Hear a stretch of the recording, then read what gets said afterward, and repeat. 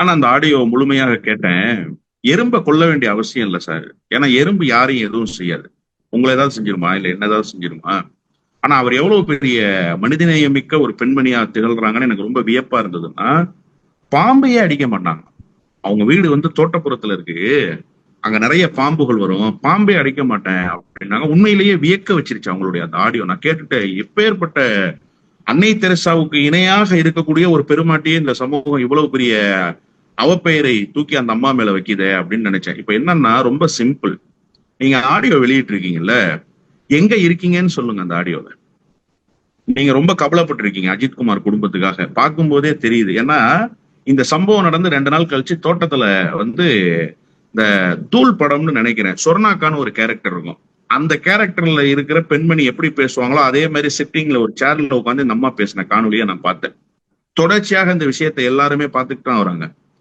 அப்ப இந்த அம்மாவனுடைய உடல் மொழியும் தோரணையும் எப்படி இருந்துச்சு அப்படிங்கிறத இந்த நாட்டு மக்கள் பார்த்தாங்க.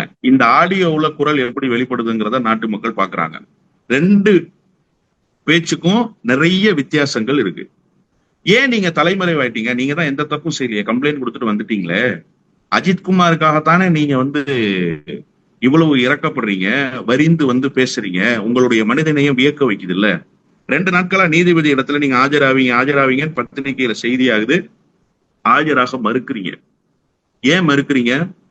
அஜித்குமார் என்கிற தம்பி மீது நான் புகார் தான் கொடுத்தேன், அஜித்குமார் தாயாரை விட அதிகமாக நான் வருந்துகிறேன். இந்த செய்தியை ஆடியோல பேசி இருக்கிற செய்தியை நீதிபதியை சந்திச்சு சொல்லிட வேண்டியதானே. நான் தப்பு பண்ணல சார்.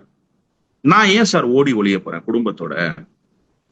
2 மணி நேரம் என்னை பிடிச்சி மக்கள் அரெஸ்ட் பண்ணி வச்சிருக்கிறாங்கன்னா, நான் யார் யாருக்கோ தொடர்பு கொண்டு நான் நடந்திருக்கிற சம்பவத்தை சொல்லி ஒரு அழுத்தத்தை கொடுத்து போலீஸே விட்டுருங்க அவங்களன்னு சொல்ல வைக்கிறேன் சார். ஏன் சார் செய்யறேன் நானு?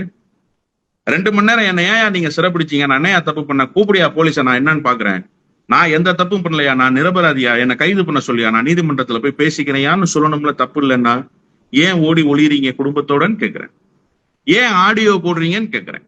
வீடியோல வாங்க. நீங்க கூப்பிட்டா உடனடியா உங்களை சந்திப்பதற்கு தமிழ்நாட்டில் இருக்கிற அத்தனை ஊடகங்களும் தயாராக இருக்கிறது.